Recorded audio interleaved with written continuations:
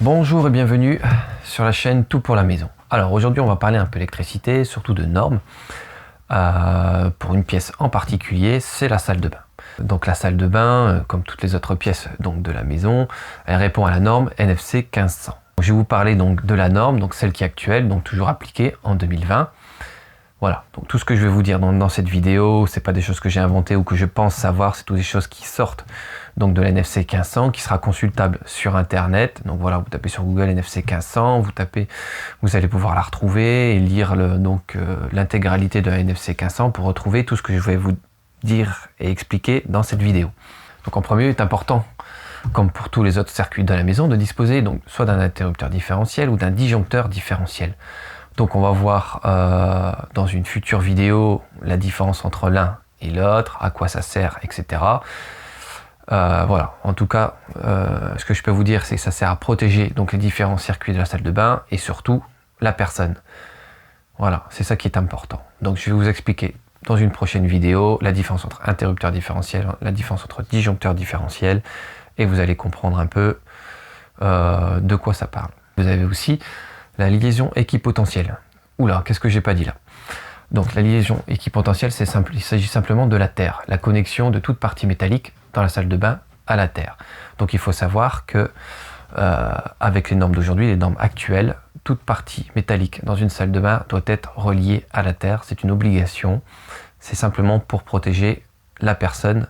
Il faut connecter cette terre en partant des tuyaux de cuivre, si vous avez des tuyaux de cuivre bien évidemment, à l'éclairage, au plafond, en passant par le siphon si vous avez un siphon métallique. Et oui, il y a aussi tout ce qui sort un peu du cadre, les châssis métalliques des fenêtres. Donc cela aussi, il faut les relier à la terre. Tout ce qui est métallique dans une salle de bain, de toute façon, ça doit être relié à la terre. Alors, donc pour info, si vous allez effectuer des travaux donc dans votre salle de bain, il faut impérativement mettre aussi les rails de placo à la terre. Alors pourquoi relier les rails de placo à la terre? Tout simplement, voilà, en cas de dégâts des eaux ou de quelque nature que ce soit, si vous avez de l'eau qui s'infiltre donc du coup sous votre mur, donc sous le placo, il va être en contact avec le rail. Jusqu'à là, vous me direz aucun danger. Sauf que si vous avez une gaine électrique qui passe donc du coup près de ces rails en placo, vous avez une gaine endommagée, donc un fil endommagé, dénudé, qui est en contact avec toute la partie métallique, toute votre ossature métallique du placo, vous allez donc avoir mettons la phase en contact avec votre rail qui sera en contact avec l'eau. Si vous marchez sur l'eau qui est en contact avec le rail du placo qui lui-même est en contact avec des fils dénudés, vous allez être en contact direct avec l'électricité. C'est pour ça qu'il faut relier tous les rails et l'ossature placo à la terre. Pour la rénovation de votre salle de bain ou la construction de votre salle de bain, voilà, que ce soit un logement neuf ou en rénovation, il faut donc relier chaque élément métallique à votre tableau de répartition. Donc le tableau de répartition, c'est votre tableau électrique. Donc voilà, il y a deux façons de faire. On va dire la façon la plus sécuritaire, c'est de tirer donc une terre par élément à protéger. Donc c'est-à-dire de votre tableau de répartition à un élément de votre salle de bain et ainsi de suite. Ça fait énormément de câbles, c'est une installation qui est assez fastidieuse mais qui est assez sécuritaire. Donc la deuxième méthode, c'est donc de tirer une terre principale pour votre salle de bain, donc jusqu'à celle-ci ou à la pièce qui est adjacente. Donc de mettre ça dans une boîte de dérivation et d'avoir des borniers de connexion de terre individuels pour chaque terre qui correspond à chaque élément métallique de votre salle de bain. Alors on verra donc dans la prochaine vidéo sûrement tout ce qui concerne la liaison équipotentielle et tous les points techniques à respecter, comme la section de câble, donc ce que je viens de vous expliquer aussi, les types de connexions, ce qu'il faut connecter à la terre. On verra ensuite aussi donc tout ce qui est type de connexion, tout ce qui est branchement donc avec Vago, tout ce qui est branchement avec Domino, ce qui est interdit, ce qui est autorisé maintenant.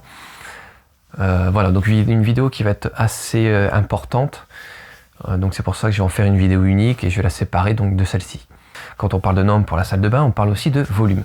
Donc il y a 4 volumes, donc le volume 0, le volume 1, le volume 2 et le volume caché. Donc pour vous expliquer ces différents volumes. Le volume 0, c'est celui qui est situé dans la baignoire ou au niveau du sol de la douche. Donc bac à douche, receveur ou une douche à l'italienne, donc à même le sol. Ça, c'est le volume 0. Le volume 1 est celui qui est situé au-dessus de la baignoire, avec pour délimitation les bords de la baignoire, jusqu'à 2,25 m de hauteur. Par contre, concernant la douche, ce volume comprend donc du sol jusqu'à 2,25 m de hauteur, toujours, mais jusqu'à 1,20 m du point de puisage. C'est-à-dire, vous avez votre douche, vous avez votre point de puisage ici, donc votre douchette, vous faites un cercle donc à 1,20 m, devant vous, autour de vous, vous avez donc le fameux volume 1. Voilà, donc le volume 1 est bien plus important dans une douche que dans une baignoire, ce qui est logique. Ensuite, vous avez donc le volume 2. Le volume 2 est pour la baignoire située entre les bords de celle-ci et jusqu'à 60 cm autour, donc toujours sur 2,25 m de hauteur. Pour la douche, il commence comme la baignoire, après le volume 1, mais à 1,20 m du point de puisage jusqu'à 60 cm. Donc on a donc notre volume 2 qui est plus éloigné pour notre douche que pour notre baignoire. Avant de parler du hors volume, voyons d'abord le volume caché. C'est celui qui se trouve sous la baignoire. En général, le volume caché est caché par un tablier de baignoire. Un tablier, c'est simplement les panneaux cachant le dessous de la baignoire. Dans ce volume caché, toute installation électrique est interdite. Seule exception, les moteurs pour baignoire à balnéo, munis d'une protection minimum à IPX4. Nous verrons dans la prochaine vidéo ces indices de protection avec également les appareillages de sécurité, prise rasoir, transformateur TBTS pour l'éclairage, etc. Alors venons-en au hors volume avant de voir en situation réelle ce dont on vient de parler. Dans le hors volume, il n'y a plus de restriction, la norme standard s'applique. Ce qui va délimiter les volumes, ce sont donc les parois fixes, celles qui sont jointives au sol. Ce qui est important de savoir, c'est qu'une paroi de douche, une paroi vitrée ou une paroi, tout ce qui est démontable, tout système démontable, n'est pas considéré comme une paroi fixe. Elle ne délimite donc pas les volumes. Donc toute paroi fixe jointive au sol jusqu'à 2,25 m de hauteur délimitera vos volumes. Également, une paroi de hauteur inférieure à 2,25 m de hauteur ne sera pas considérée comme une délimitation du volume, évidemment. Voyons maintenant en image ces différents volumes, avec quelques cas particuliers néanmoins importants. Alors maintenant, voyons voir en pratique, donc sur une photo, les différents volumes. Donc, dans un premier temps, un cas classique, donc une cabine de douche, avec donc du coup votre receveur ici, donc le point de puisage donc avec la douchette ici, et la colonne de douche. Donc notre volume V0 va se situer où? Il va se situer ici au niveau du receveur, là, à l'intérieur. Et du coup, notre volume 1, on a dit que notre volume 1 concernait du point de puisage jusqu'à 1,20 m autour de nous. Donc on a donc notre point de puisage qui est ici. Donc vous faites un cercle et vous avez jusqu'ici 1,20 m autour votre volume 1. Voilà, le volume 2, on a vu tout à l'heure, il se trouve à jusqu'à 60 cm entre le volume 1 et le hors volume. Donc on a donc notre volume 2 qui est ici. Voilà, je délimite. Donc notre volume 1 là, notre volume 2 ici. Et jusqu'à 60 cm, on est donc dans ce volume 2. Alors, maintenant on va voir un petit cas particulier, parce que souvent, quand on a notre cabine de douche, comme ici sur cette nouvelle photo, pardon, on a donc notre volume 0 qui se trouve dans le bac à douche, notre point de puisage toujours ici, notre volume 1, on a dit que c'était donc à 1,20 m. Ce qu'il faut savoir, donc 1,20 m, j'écris mal, on a donc notre volume 1 ici, voilà, mais il ne va pas s'arrêter là.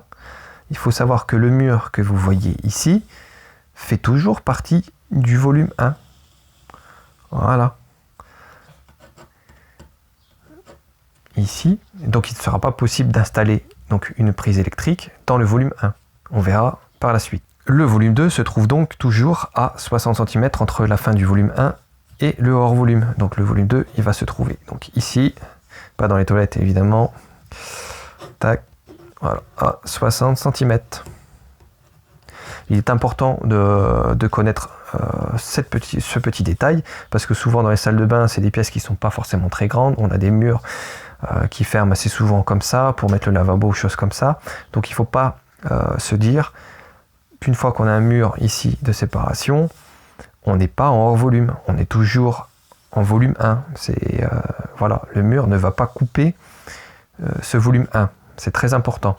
Ce qu'on n'a pas vu aussi, c'est dans cette photo, on voit ici, on a un éclairage au plafond. Alors cet éclairage peut-être donc en 220 volts, je dis bien en 220 volts, si il se trouve à plus de 2,25 mètres de hauteur. Donc de hauteur du volume 0, donc du receveur, non pas du sol ici, mais du receveur. Donc si votre receveur est plus haut que votre sol, il faut bien entendu prendre la hauteur entre le receveur ici et votre point lumineux. On verra ensuite dans une prochaine vidéo donc les différents types d'appareillage en fonction donc des volumes. Parce que souvent c'est préférable d'installer plutôt des lumières avec un transfo TBTS, donc on verra aussi en quoi ça consiste, avec ses protections, tout ça, parce que rarement on va installer donc un luminaire en 220 volts au-dessus d'une douche, à moins d'avoir une hauteur très importante, parce que même 2,25 m ça fait encore un peu juste. Avant de passer une autre photo, on va voir juste un petit détail. On voit ici qu'on a donc un sèche-serviette, donc on verra par la suite dans quel volume on a le droit de l'installer, avec quelle protection. Ce que je vais vous dire juste là, puisque je le vois sur la photo, quand vous installez donc un sèche-serviette dans une salle de bain, il faut absolument mettre donc du coup une sortie de câble IP44 minimum. Donc c'est-à-dire que si je prends deux photos de sortie de câble pour vous montrer la différence, ici on a une sortie de câble classique, donc sans indice de protection. Donc celle-ci n'est pas valable dans une salle de bain. Il faut absolument prendre donc une sortie de câble, donc une résistance aux projections d'eau, et on voit en dessous une petite membrane où va passer votre câble. Donc il est évident, quand vous allez installer ce type de sortie de câble, de ne pas faire un trou ici, que ce soit au ciseau, au cutter ou j'en passe. Vous dénudez votre câble, vous le passez en force dedans, et c'est lui qui va créer donc du coup le passage dans cette membrane et va assurer une complète étanchéité entre le câble et cette membrane. Alors sur cette photo, on peut voir donc, cas intéressant, une baignoire, une colonne de douche, une paroi séparative en verre, mais qui est démontable. Donc il va de soi que cette paroi ne constitue pas une délimitation du volume 1. On a donc une baignoire. On sait que les volumes pour une baignoire se situent, le volume 1 se situe à ses abords jusqu'à 2,25 m de hauteur, mais ici on est aussi en présence d'une colonne de douche, donc pour moi c'est classé directement comme une douche, et on va donc prendre à 1,20 m du point de puisage. Donc jusqu'à 1,20 m autour, on se retrouve donc en volume 1 et le volume 2. Donc si je trace mes 1,20 m, voilà, 1,20 m autour, on est toujours dans notre volume 1. Notre volume 2 va commencer ici à 60 cm entre le volume 1 et le hors volume. Là. Donc ici on voit qu'on a un lavabo, un robinet. Ce qui est important de savoir, c'est qu'on ne pourra pas installer ici de prise électrique, ici, que ce soit ici, c'est interdit, parce qu'on se situe toujours en volume 1. Alors pour en revenir avec les volumes sur cette photo, donc en volume 1, tout ce qu'on pourra installer, ce seront soit des chauffe-eau, donc chauffe-eau accumulation ou chauffe-eau instantané, de l'éclairage très basse tension de sécurité. En volume 2, on va simplement pouvoir installer donc une prise rasoir ou tout ce qui est appareil de classe 2. Donc c'est-à-dire avec une double isolation, ce qu'on verra aussi dans la vidéo de protection sur les liaisons équipotentielles, sur la terre et les éléments de protection. Alors voilà, donc tout ce qu'on va pouvoir installer aussi dans ce volume 2, donc c'est des appareils de chauffage comme un sèche-serviette ou un appareil de chauffage tout simplement, mais de classe 2, avec forcément notre sortie de câble IPX4. Donc c'est-à-dire qu'elle doit avoir une protection au minimum contre les projections d'eau.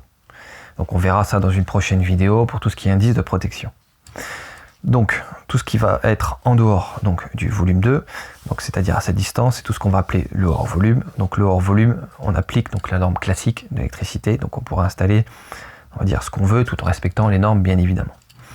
Ce que dit la norme aussi, c'est concernant donc les prises de courant dans une salle de bain, c'est que la prise de courant doit être située à proximité immédiate de l'interrupteur d'éclairage de la pièce.